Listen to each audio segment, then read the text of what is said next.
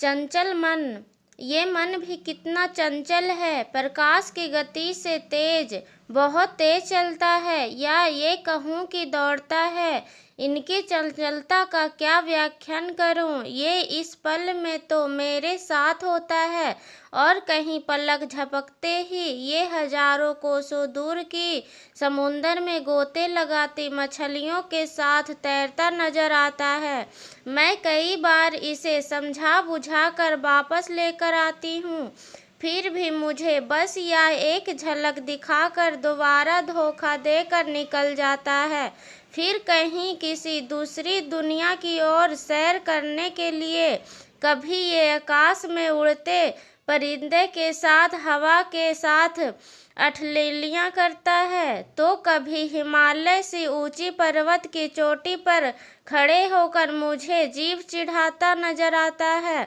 कभी नेता के साथ खुद को किसी मंच पर भाषण देता हुआ गर्व महसूस करता है, तो कभी किसी फिल्मी कलाकार के साथ तस्वीर लेने के लिए उत्साहित होता नजर आता है। वाकई यह मन कितना चंचल है। मना करते करते भी ना जाने कहाँ कहाँ चला जाता है। बस इसी तरह दौड़ता हुआ आज यह मन एक छोटे से घर में जा पहुंचा। मैंने इस बार भी मना किया था इसे कि दूसरे के घरों में नहीं झांका करते, पर इसने क्या आज तक मेरी सुनी थी जो ये आज सुनने वाला था।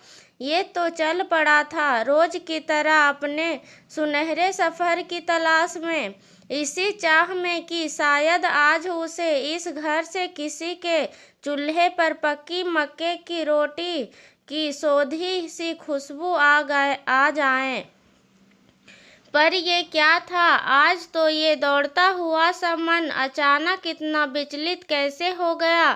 क्यों दौड़ता दौड़ता ये अचानक थम सा गया। मैंने तो इसे अभी वापस अपनी दुनिया में आने को टोका भी ना था, ना ही मैंने इसे इसकी गति को विराम लगाने का कोई आदेश दिया था। फिर क्या हुआ, अचानक इतना मायूस क्यों नजर आने लगा। ओह, तो आज इसने जीवन की सच्चाई देख ली। शायद ये उस घर में रुक गया जिसमें एक छोटा सा बच्चा भूख से तिलमिलाता हुआ अपनी माँ की गोद में आकर बैठा है। उसकी माँ चाहती तो है कि वो एक पल में अपने दिल से टुकड़े को दूध का कटोरा लाकर कहीं से दे दे, लेकिन दूध तो क्या, एक चावल का दाना भी तो ना था उसके पास। ये मन आज गलत पत्ते पर आ गया था शायद। मक्के की रोटी की सोधी खुशबू सूंघने को उसे क्या पता था कि यहाँ मक्के की रोटी तो क्या, एक मक्का का दाना भी ना था। कुछ पल माँ ने अपने लाडले को समझाया, और देखो माँ तो माँ होती है। उसकी प्यारी बातें उस भूख से लड़ते बच्चे को सब भुला देती है। एक पल तो ये सोचता था कि ऐसा क्या था जो अब ये रोता नहीं, क्यों भूख से बिलखता नहीं। उसने उस नन्हे से बालक के मन को भी टटोलने का प्रयास किया, पर ये क्या, ये तो इससे भी कहीं तेज गति से दौड़ रहा था। भला मेरा मन इस नन्हे बालक के मन से कहाँ कोई प्रतियोगिता जीत सकता है। ये तो परियों से बातें कर रहा था, तो कहीं सैर मंडल के चारों ओर चक्कर लगाकर अपने दोस्तों को चिढ़ा रहा था। अरे ये क्या, ये तो उन टीम टीम करते हुए तारों से बातें भी करने लगा है, और इसके मन की गति का तो कोई तोड़ नहीं है।